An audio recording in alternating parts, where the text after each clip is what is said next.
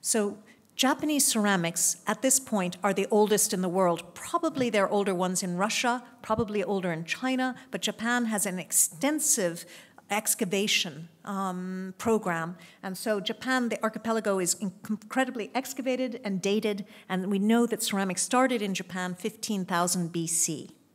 And that's quite early. But what's interesting about 15,000 BC is these ceramics up until about 1,000 BC are made by Neolithic people, basically nomadic people. We call them affluent foragers. They move, and they move with their ceramics, or sometimes they leave their ceramics, but normally, at least in European ideas, you need a settled lifestyle to start having ceramics, but in Japan that's not the case.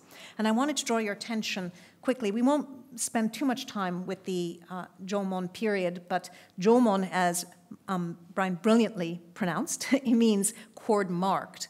But there's one aspect of in the middle Jomon period when the weather was the best and there was incredible population boom as a result. This is 3000 BC, so 5,000 years ago. Basically, this pot was made at the same time Stonehenge was built. So if you think Stonehenge, you think this pot, and then you start to understand. And what I wanted to explain a little bit is when we look at this, people can't believe it's 5,000 BC, but when you look at this, they say, you know, well, it must be ceremonial. No, it's not. This was for use. These pots were not ceremonial. It was placed inside the hearth. The hearth was about here. It was placed inside, and they would boil their shellfish, their acorns, steam and boil, and then eat from it. And so oftentimes the bottoms are reconstructed, and so the design comes up here. You would see the steam and the water, and they're called flame pots. They really are fantastic. So I'm going to show you a little bit more. These are some Jomon food in action. These are actually Jomon pots with food put in them. And right, you see here, see the hearth. This is a little more simple, but you have the fish kind of stuck in there. And Jomon diet was, for the most part, pretty simple. It had a lot of meats with it, vegetables. There was no rice. The acorns, beans, and those things made up most of the diet right here. But it's kind of a simple diet. And this one right here, you can see stews. The big things were dumplings made from yams, spider lily, heartleaf lily. There were 65 species of mushrooms. So it was actually rich in certain ways. This pot, which is extraordinary, it looks very plain, but it actually is extraordinary, and it's a little bit of a litmus for us. We'll see this a little bit later. Do you see the gold inside? That's not Jomon. That is done in the Edo period. This was excavated. This pot was used 5,000 BC, so 7,000 years ago, but it was excavated in the 18th century, and someone thought, ooh, we can reuse this. And so they lacquered the inside and reused it in the tea gatherings. And then later on, our former director, Neil McGregor, put this in the history of the world in 1,000 objects. So this represents Japan, but it's about the continual use of objects all the way through. We'll continue to look, though, a little bit more. This is that pot that we just showed you, and I'm trying to entice you to come to the British Museum because we're excited that we have from Nagaoka City, which is in Niigata, the heart of these flame pots. They've lent us extraordinarily 5 of these flame pots. You very, very rarely see them outside of Japan, and we're incredibly lucky. So this and its 4 other friends are here at the very corner of the Mitsubishi Corporation Japanese Galleries. It's a destination gallery, which means that it's at the very top of the museum. You have to want to go there, but it's worth it. I like to think of it as the crown of the museum. But these flame pots are really wonderful to experience. So I hope you will go up and see them yourself. But going on in our, since our whistle-stop tour of Japanese food through the centuries, we have right here, we go from the Jomon period, the prehistoric period, so we have this hunter-gatherer lifestyle from 15,000 BC to 1,000 BC, and then what you start to do is you get more settled state formations. You have the Yayoi period where you start to see people from the continent coming in, new influxes, and you start to see states forming. And by the Kofun period, which is 3rd to 6th century, that means the mounded tomb period, you have a lot of Chinese influence, Korean influence, and you have really, you start to get kingdoms, and you start to get the beginnings of the imperial family. Along with that, with class and status, food systems change. And from the continent, particularly from China, you start to get stands. So food begins to be presented not on the floor, but actually on stands. And this is an original stand that was found in a mounded tomb. That's wooden, but very, very well preserved. So food would be on top of this. The higher the food is, the higher the stand is, the higher the status of the people receiving the food. So we'll look at a few of these in a few moments. But I just wanted to give for you a little bit of the diet. This is in the 8th century. This is a reconstruction of food from the 8th century. And I wanted to point out something. I know we're going to be mostly talking about ceramics, but I just have to mention it, that in Japan, lacquer was always preferable to ceramics.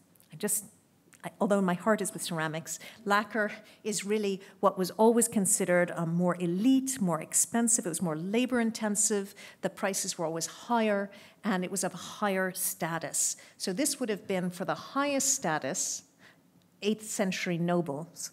And the Nara Institute for Cultural Properties has reconstructed this. And I won't go through everything, but I'll just through some. So this would have been just one meal eaten with chopsticks. And you have the rice in lotus leaves. You have very many different forms of fish. And if you look very carefully, you'll see mostly it's raw or steamed and chopped. So if you take the ingredients separately, they're not so exciting. But if you look at them together in their bowls, all separated, they are rather spectacular. We're going to be moving right along, and we're going to get to some fantastic ceramics in just a few moments, so bear with me, but you have to listen to this because this is quite important.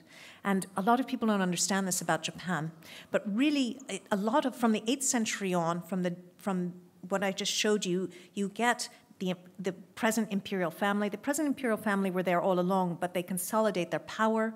You have the capital shifting from Nara to Kyoto, so you have really what Japan is now, present by the end of the 8th century, and certain systems and influence of China, certain systems get imported then, and certain foodstuffs like tofu and grain and certain types of grain that is ground into noodles, that all comes in at that time. Another thing that comes in is the idea of one use, objects used once, ceramics used once. And in particular, and this is still extant today, they're called kawarake. This is from one meal in the 12th century. So you would have all of these dishes made, and they're made of earthenware, and you use them once and they would stain, so they would just throw them away afterwards, kawarake. So it's not really eco or sustainable, but it is pretty extraordinary.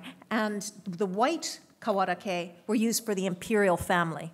So you have already a separation of that. And what's interesting about this really is you start to get very, very rules of etiquette from the 8th century that go on that get solidified a little bit later, which we'll talk about in a moment. But these rules of etiquette still continue to this very day. The idea of dining, though, from the 8th century onward, and then particularly what we're seeing here towards the medieval century, these are 12th century deposits, basically is the idea of communion. It's about coming together. It's called in Japanese naorai, but it's a coming together of people, and it's coming together with people, dining together with the gods. So it always has kind of a little bit of a spiritual aspect.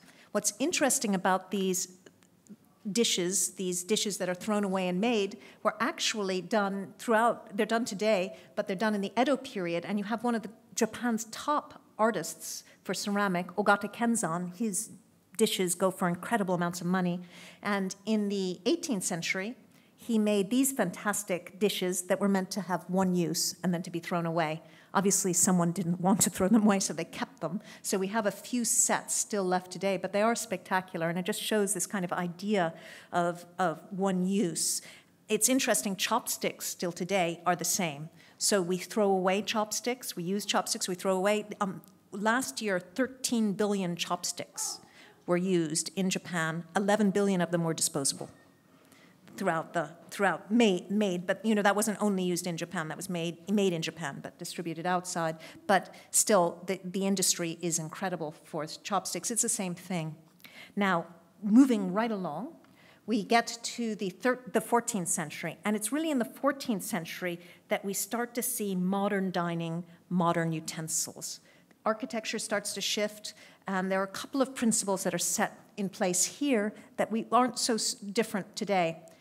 Do you see this hearth right here? Irori. This is a hearth that would have gone all day. It would have been lit in the morning and gone all throughout the day, very much like the Jômon, you know, what I showed you with that Jômon pot in the hearth.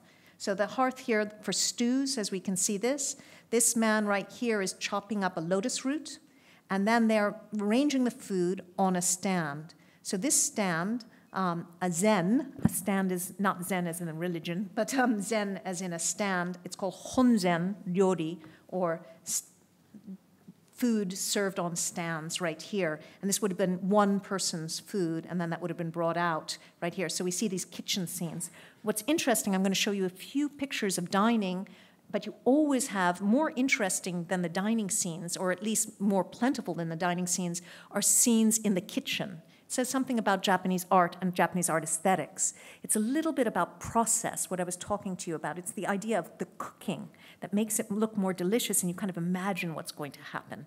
So instead of seeing the actual dining scene here, we're given the scene of making the food. And we just know that through one of these doors, all this food will be brought to the noble's house and the use, and we have the little hungry dog just waiting for his tidbits right there.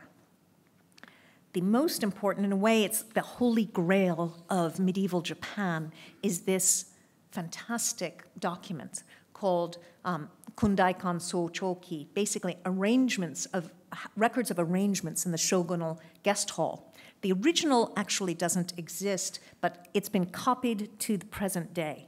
So many, many, many, many copies are there, and if you go into regional Japan, you can see it's still used in temples. By knowing this document, you actually know what to do when a shogun comes, what to do when someone of your similar status comes, what to do if someone below you comes, what to arrange, how to arrange it. It gives everything in minute detail, and it gives it in 3 classes: good, medium, not good. And between the good, you have, again, good, medium, not good. So you have these sets of 3. So it gives so you really don't have any doubt about what to do or where to place things. And it's helpfully given you little charts. The Tokugawa Art Museum has reconstructed this. It's been reconstructed in a number of times. And what's fascinating particularly, this is in a 16th century version, but original version, is that it's mostly Chinese objects. So it's about Japan using Chinese objects. These are Chinese tea bowls on stands. We can see the better the object is, the higher the stand. So we have food, we have very much different things. And what would happen is this would be in a guest hall, and a guest hall was basically a place to eat, to entertain your guests, and this would be the backdrop. So you would have the objects that you could use, but on the back you had a set of art, a system of art. And eventually this becomes, a century or 2 later, something called a tokonoma. A tokonoma is an alcove where you place your art objects. And when you're dining, the master or the person or the honored guest, the best person, always is placed in front of the tokonoma. The tokonoma is essential to understand when you are doing your guest hall or when you're arranging your guests. But I wanted to show you just a little bit of the Chinese objects that would be used. These are all Chinese. This is from Okinawa, but these objects right here would have been in that document, and they would have been considered of the high class. This is what a shogun had: your Chinese tea caddy on a Chinese lacquer tray, your Chinese tea bowl on again, a lacquer stand. In China, you would never make these arrangements. For Japan, this was China. For China, this was a market to sell their things to the Japanese. But the aesthetics were actually quite different. I wanted to show you, though, this is a bit naughty, and I hope you'll bear with me. This is the Fukutomi Zoshi Emaki. It's basically the story of Fukutomi, this man. And do you see how he looks a little bit rough? He's got a big red nose. He just looks he's a little bit dark. This is his wife. She doesn't look too happy. Anyway, this is this man who, it's a rags to riches story in the 14th century. The late 14th, early 15th century. I want to focus your attention on these, though. This is Longshuan Celadon. These are genwares with their wonderful Chinese lacquer stand. These are high-ranking Chinese objects that would have gotten a top mark in the Kundai Kanso Choki, the records arrangements for shogunal guest halls. What are these fantastic objects doing with these rough-looking characters? Basically, it's what happens when you all of a sudden get a lot of money. What do? You aspire to buying Chinese wonderful implements for dining. And so we see this right here. How he made his money was through the passing of wind. And he was quite good at it, and he could do it in musical ways, and he became quite, sorry, so please bear with me, I told you it was a bit naughty, and it was just in such an amazing way that the emperor actually asked to hear it. And was so delighted that he awarded him with these fantastic riches, so immediately he went out and bought his Chinese objects, as one does. What happens, though, in these stories is there's always a cautionary tale. The neighbors got jealous. The neighbors got jealous and demanded from the wife to know the recipe of the food which the man could eat to pass this wonderful wind. So, not wanting to give away their secret, she doctored the recipe a little bit, and with disastrous consequences for the neighbor when he went for the performance, something else happened, and so the story goes on. But just to understand a little bit about sense of humor, food, entertainment in Japan, we go on to a little more rarefied subjects. Basically, what happens after the publishing of this records of arrangements in the shogunal guest hall, you get publishings of it in hand scrolls, in printed books, in drawn diagrams.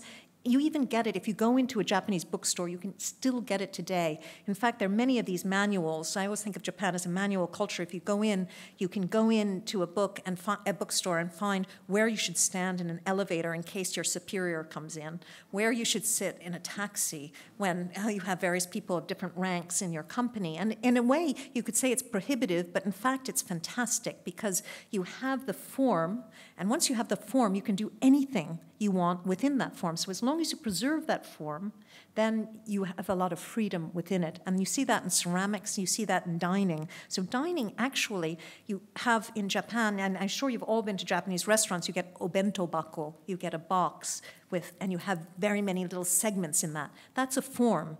But within those segments, you can do whatever you want. And that's what makes it kind of exciting. So there's always a frame. Here, this is thanks to Matsuba Ryoko, who's here today, my fellow curator at the British Museum, but she has photographed incredible numbers of these printed books, and the British Museum has a fantastic collection, but there's a lot of cookbooks, of books on how to set your table. I wanted to show you this one, although it's 18th century, late 18th century. This is basically the standard from the 14th century onward, normally 3 trays of different heights, one high, one medium, one low. It tends to be in 3s, with various sets of food, with various utensils, mostly lacquer, but also ceramic.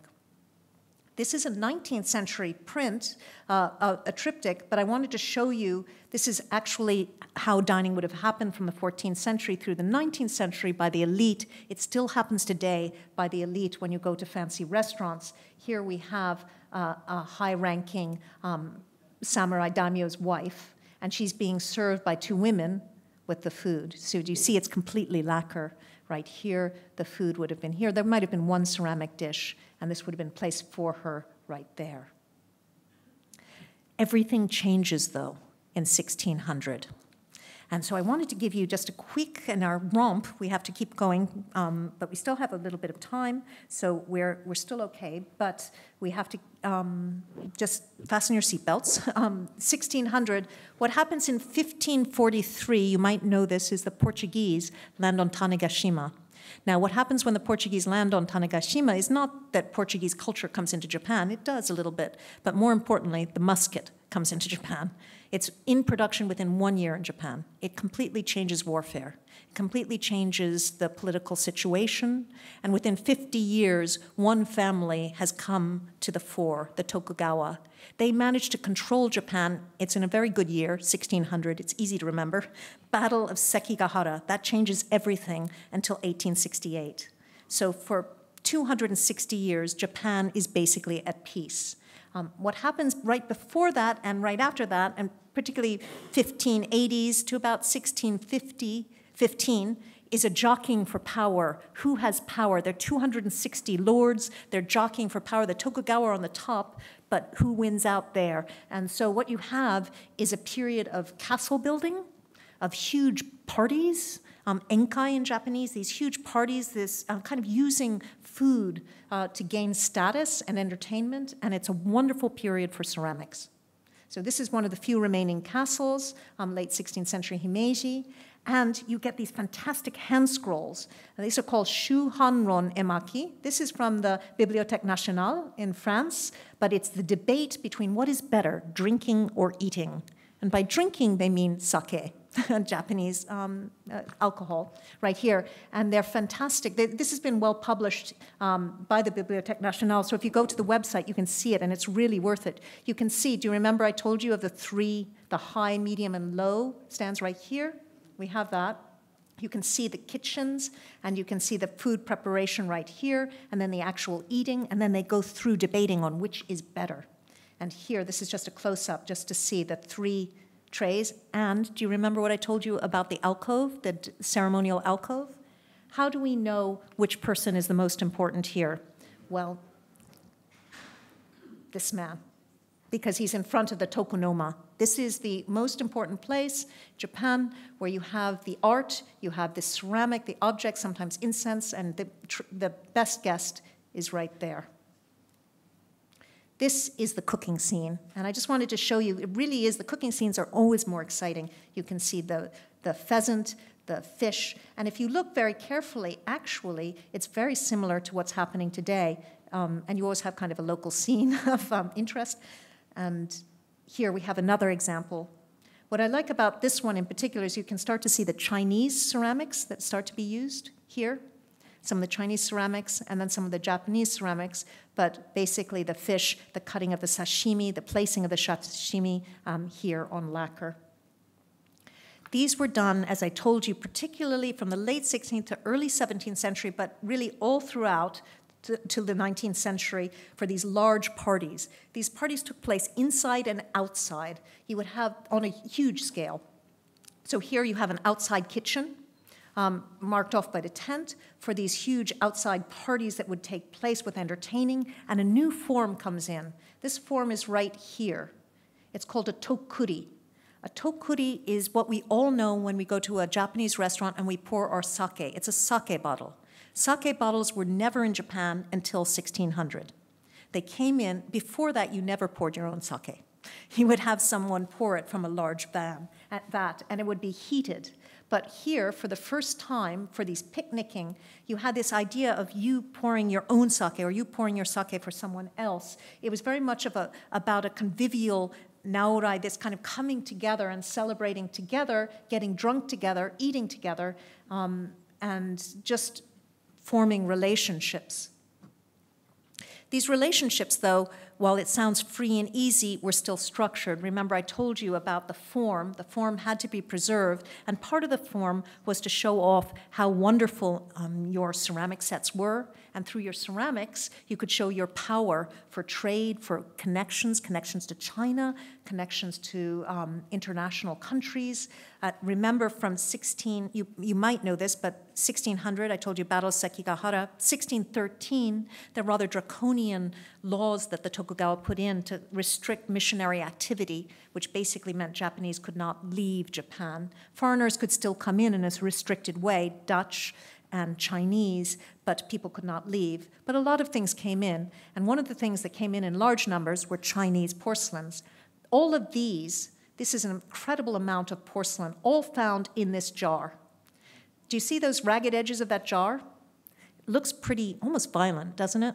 Those ragged edges, it really bothers me when I see it. What happened was that there was a new law in Japan about 20 years ago, because there's so much archaeology, that it was a law saying that it's okay to not excavate historical sites. You could excavate medieval sites, but anything after 1500 you did not need to excavate. So what they did was they bulldoze. They come in and they bulldoze down to a certain level, and then they excavate from that level. So luckily, all of this was in a pit in here under the 1500 level. So this is all about late 16th century, and it was saved from the bulldozer when it came in. And if you look at this, this is just one merchant's Chinese ceramics from the late 16th century in Hakata. It's a trading port. But I want you to notice two things. These are jingdezhen, for the most part, Chinese ceramics, but they're sets. They're sets, and they're blue and white, and they're in general small size. What this shows is multiple dining, and they're not high-ranking sets. They're just your middling sets for entertaining on a large scale. And entertaining like this. This is a merchant's house from the 16th century this is in the Mingekan in Tokyo, 17th century. And we know it's a merchant's house. We have the gods for the merchants, one of the 7 gods, Ebisu, Daikoku, and you have your abacus and your weighing for money. And so all the signs of a merchant, and you see all of their stands where they're eating, mostly lacquer, but you also see the ceramics. So you would have the porcelain, this would be Chinese porcelain sets right here, and that would show this merchant's power and prowess. But it's not just sets, it's also exotic ceramics coming in from Europe. So recently excavated, not so recently, but about 15 years ago, excavated from the Maeda powerful daimyo family, now what is Tokyo University campus, pre-1657 are Iznik ceramics. We have Rhenish, a lot of Rhenish stoneware, and then Shonzui Chinese, very boutique jingdezhen wares. What also you find are ceramics that are made in Japan from 1600. What's interesting is that Japan had no painted ceramics and no fanciful glazed high, stonewares before 1580.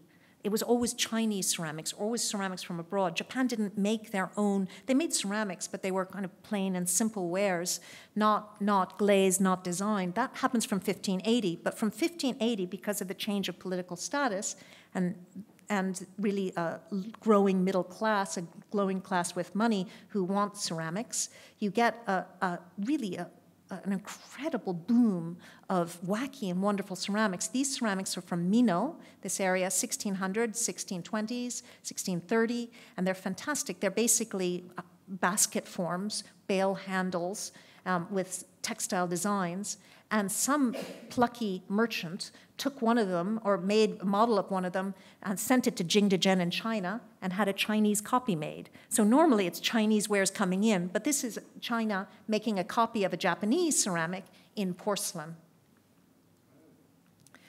One other thing that happens is, what I've shown you from the Jomon period, we were eating from the ground, we were eating from the hearth. From the 14th century, 12th, but really 14th century, we start getting more and more elevated. The 17th century sees a reverse trend. You still have the elevation, but among the elite and the culturally really adept, there's a trend, particularly through tea practice, chan no yu, tea gatherings, of bringing things that were in stands to the ground. So it goes back. And this wonderful Chinese tea bowl that you see in the Kundaikan Sochoki from our medieval period is still loved, but it's transformed. This is from 1600 to 1620 into this very modern-looking piece. It's the same, but it's in a warped shape. It's called a shoe shape, with kind of plays with glaze, and this would have been on the ground. It's kind of shocking to put it back on the ground.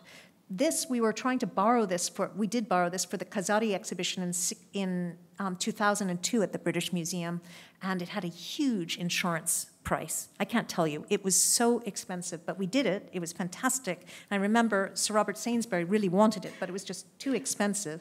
And then what happens, this often happens, is an archaeological site took place in in Kyoto, was part of an extension of the subway, and thousands of them were found. Literally thousands. I cannot tell you. It was incredible. And we realized that they were mass-produced. Prices inevitably went down.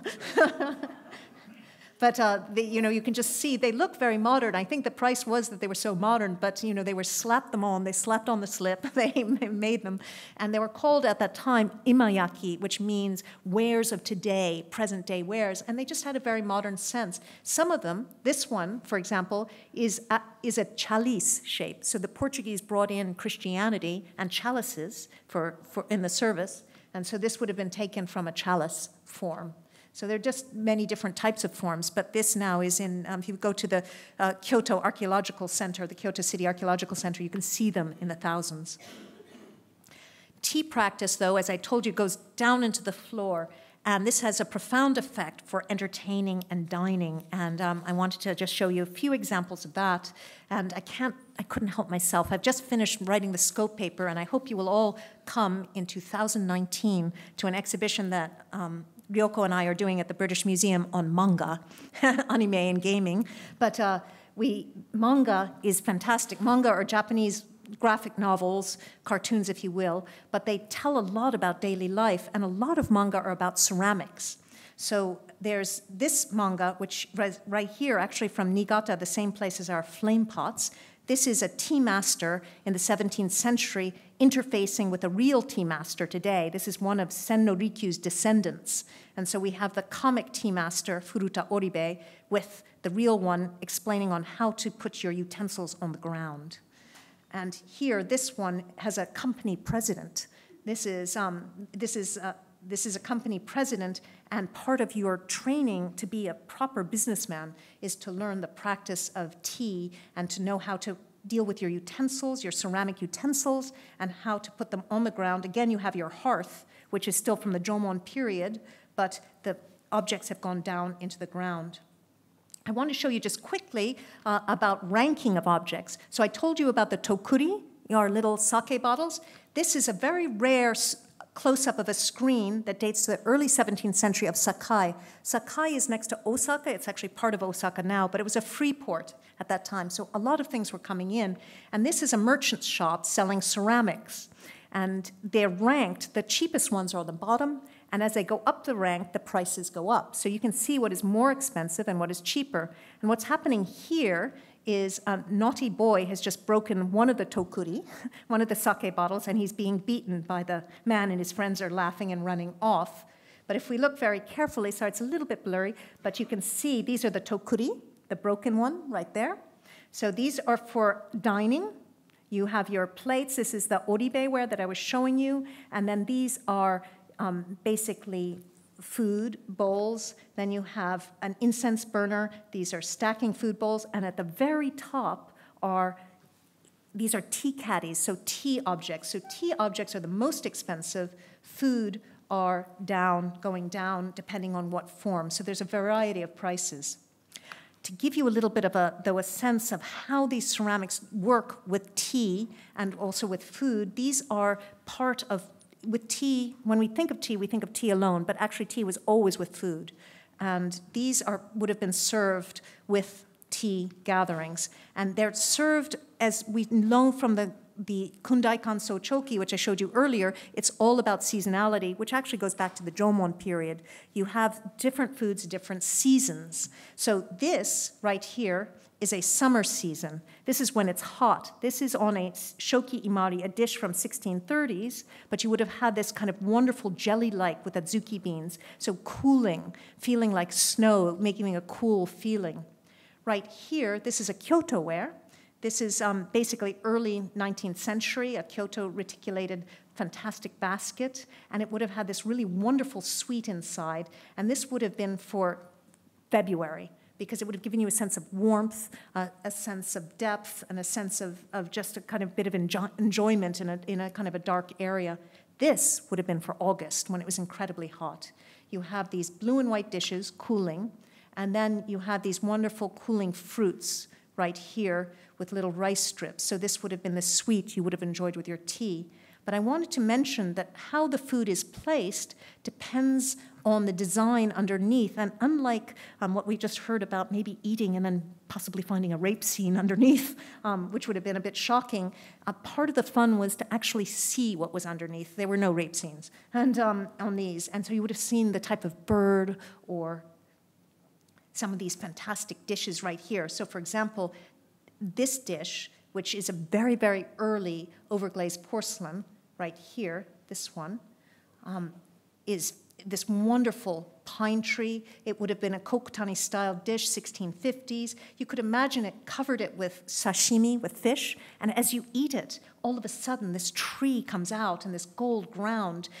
Color, overglazed enamels only started in Japan in 1640, and this is from this 10 years after, so only a decade after, so it would have caused a sensation. What I want to show you here, though, is that these designs are not in isolation. What this is taken from painting. This is from an architecture. This is from Kyoto's Nijo Palace. This is Kano Tanyu, the famous Kano Tanyu artist. And pines are the symbol. They're green in the winter. Snow comes on them. They're still green. They're strong. This is really kind of an architectonic symbol. And this is the symbol of the samurai. So this would have been appropriate for a daimyo eating party scene. I particularly like this one, though. If we look at this one, same period, 1650s, you have a brush. This is a brush, an ink brush, an ink stone, and an ink stick. This is for calligraphy, so it would have been black and white, but this is color. And so it's this juxtaposition and surprise, color, but black and white, this kind of play in your mind. If you imagine it covered with food and you take it out, it's just shocking. What's also interesting to know is that this piece went for incredible amounts of money as well, not too long ago, but it really is very modern, and the fact that it survives is spectacular. But if we really look at it, it's not that well made. So do you see these little holes right here and these problems? What's great about enamel is it covers a multitude of sins. The body was really poorly formed. This was made a bit on a whim on exterior kilns in Arita. And they've used the overglaze to cover the problems in the body, and it's a little bit of to see if it works. In fact, they felt it didn't work, and so this stopped after 20 years, and the really good potters were brought elsewhere, but it is a spectacular design. So it's interesting to see how these pieces done in the 17th century really resonate contemporarily with modern aesthetics, but the aesthetics go all the way through in Japan. So we'll just look at a couple more, and then I'll take you a little bit more to party time and in the Edo period, and then we will look finally at just a couple of modern pieces. I've always loved this screen. This screen is in the Seattle Art Museum. It's the Crow screen, and we've since understood that we displayed it at the British Museum in 2002, but we've since understood that actually it's a very early screen, early 17th century, and probably had something to do, some religious implication, probably in abbot's quarters. But if we look at this pot right here, this is in the Rockefeller collection at the Asia Society in New York. It's probably the most spectacular piece of Japanese ceramic outside of Japan. Myna birds here, and there are no myna birds in Japan. These are, so they were a bit imaginary. They're in China, but not in Japan. These myna birds are definitely in the same form, probably with some religious significance. This was a tea jar, so the tea leaves would be put in this and paraded around before they're ground up and put into little tea caddies. This was made by the first potter that we really know about as an individual potter. His name is Nonomura Ninsei. It was in the middle of the 17th century to the end of the 17th century. This is when potters started to become not craftspeople, but artists. And Nonomura Ninsei signed his name on the bottom as a painter, and it almost looks as if it's a painting wrapped around the vessel. So this is when ceramics start to take off, and this is in Kyoto. Kyoto is always the center in Japan, even today, of culture, and significantly, what's happening now is the Japanese Cultural Protection Agency, the Bunkacho, is slowly moving back to Kyoto. Kyoto is regaining its sense as the cultural center of Japan. Kyoto's style, though, went out to the peripheries and went out rather quickly. This is one example. This style that happened in the 1650s, 1660s, is for these checked geometric patterns. And it's interesting, in Rosalind's talk, we saw a lot of those designs, and I wondered if some of them came from Japan, because you see them a lot in ceramics. But it first happened in textiles. So this is your Kambun beauty smoking a pipe right here. And then it's a Kyoto style, but this was made in Arita. It's like Kyoto, taken from Kyoto, and sometimes the Arita kilns are naughty, and they stamp made in Kyoto, but it's made in Arita. And so you see these same kind of patterns right here. So what happens in textiles soon comes into ceramics as well. So this kind of branding and a little bit lying, or maybe not lying, but but using spurious rain marks isn't really so much to fool. It's about like a Louis Vuitton mark, a sample of class and status. Right here, you have made in Chenghua, Great China. It's a Japanese, no one would think that it wasn't Japanese. It's Japanese porcelain, but it has a Chinese rain mark. And it was more just a sense of comfort. But here, in the actual well in the central medallion, in these dishes in the 17th century, it does say made in Chenghua, China, but it's just more the image of China. So moving right along, I wanted just to show you, I showed you in the very, very first, but I didn't talk about it, was the rabbit and the moon, that first very dish that I showed you. That is really one of my favorite dishes at the British Museum. It is spectacular. And we're going to have it on display from next year, maybe permanently. It's just spectacular. But this is made in the same kiln at the same time. Well, this is, yeah, it's basically at the same time. This is a shakuzara, a very large dish, nabeshima. These wares were made for presentation to the shogun. They were never for sale. And they were made, they're kind of the perfection of Japanese ceramics. They're really incredibly expensive, but very much worth it. And occasionally you can find them when people don't recognize them or they think they're fakes and they're not. So it's good to keep vigilant. But they are spectacular. I love this one in the Suntory because you can just imagine the food is here. And then you have these wonderful geometric patterns and then these energy clouds coming out. And these geometric patterns in Japan are to get rid of evil, to keep evil from away. It's almost like medieval knots that you see in monasteries. These are basically thought to be auspicious, so you wouldn't get poisoned by the food, you wouldn't feel unwell. And so you would have your wonderful food in the middle, you would eat it, and it's almost like a black hole that draws you through. It really is spectacular. But what I wanted to point out, and when we're getting towards the end, so bear with me just a little bit more. What I wanted to point out is that the people who made these dishes, are still making porcelains today. And in fact, Brian and Anna met the man. His name is Imaizumi Imaimon the 14th. And we're lucky to have a piece of his, actually 2 pieces, and 1 piece by his father at the British Museum. So I hope you will come and see them. Imaizumi Imaimon, sorry, there should be an A there. Like this is correct, I apologize. These dishes are very similar in feel to the one we just saw. This one is this wonderful movement outwards.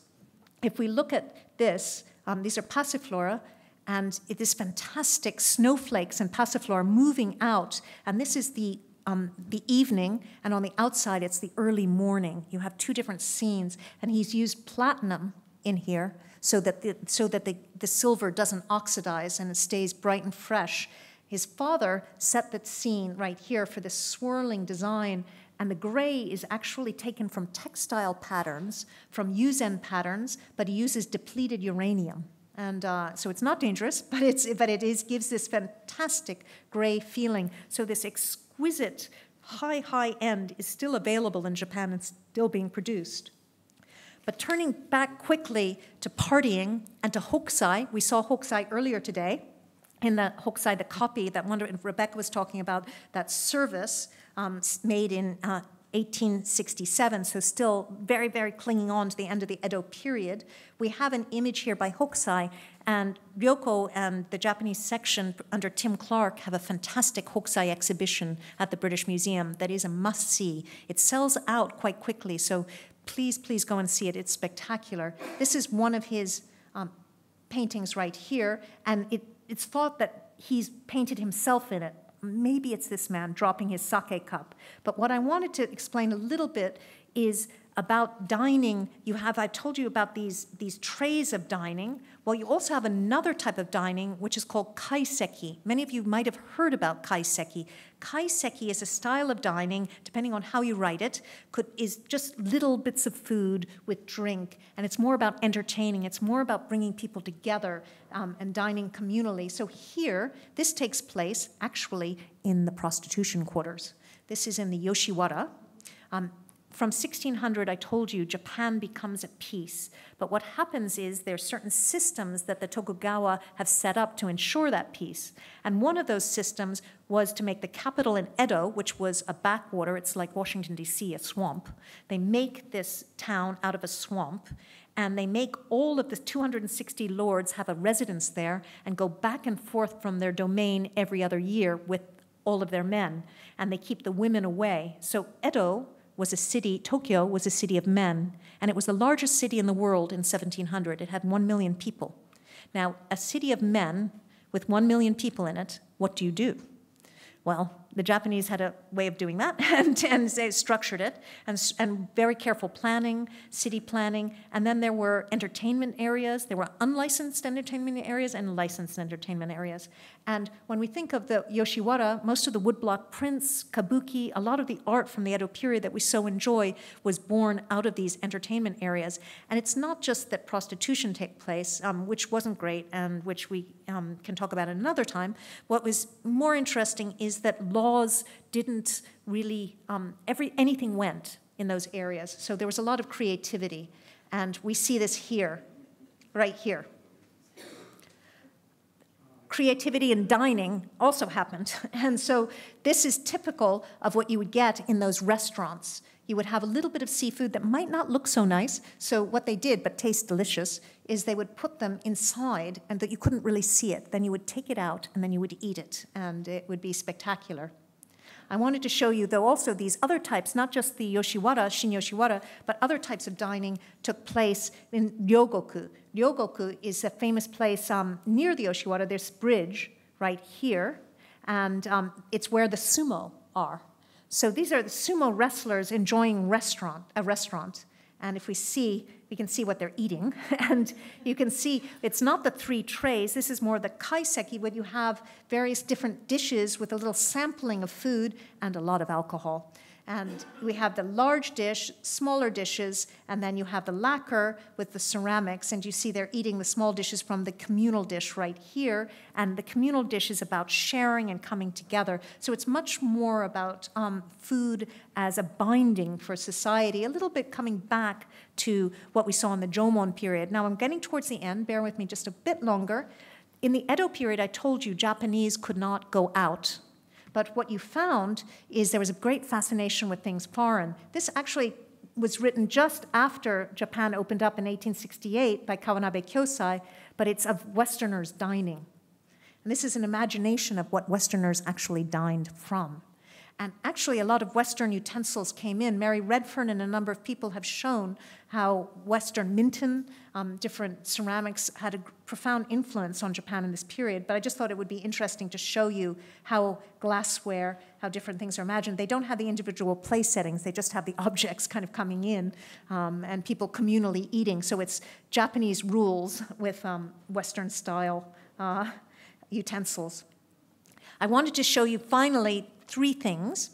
One is a spectacular new accession at the British Museum, Commodore Perry's scrolls. So this is when Commodore Perry, the American general, came in and opened Japan in 1854 with his black ships. And if you look at this scroll, there is a scene of dining. These are the Americans dining, being dined on trays. Do you see? Exactly in the Honzen style, as I showed you earlier. So this is what they were faced with. But I wanted to show you this man right here. Do you see what he's doing?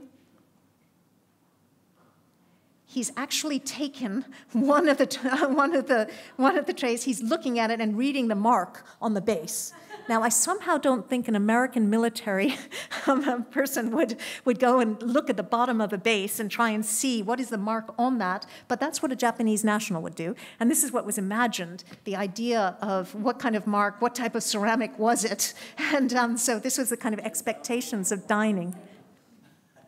Finally, just to conclude, Japan's ceramics, though, have boomed in recent years. And if we had more time, I would like to tell you about modern Japanese ceramics. Modern Japanese ceramics are spectacular, but particularly in areas like Arita in Hizen, which I was talking to you about, and I'll show you one in Hasami. I just want to show you 3 slides of sets that are being made now to adapt to current living styles. So, for example, this is one set that's made in Arita. So white, not with too many designs, but with Japanese-style shapes for Western markets and Western-style lifestyles. And what has happened is it's actually taken from an early Japanese porcelain, the shape, but they've changed it and made it into many different sets. So really fascinating. But this one other set I wanted to show you is from the Nagasaki, from the Hasami, the rival kilns. And what they're trying to do is a little bit more cheap and cheerful, but more adapted. And they make different sets for different styles because some Japanese still want to eat in Japanese style on your trays. Others want to eat more Western style. So they have all of these different sets for different types of living. What I would like to ask you to do, though, is come to the Japanese galleries, come and see some of the wonderful things we have, and hopefully we'll have more talks of this type, talking about the interaction and dining habits of Japan, that we could go a little bit more in depth. Thank you for listening.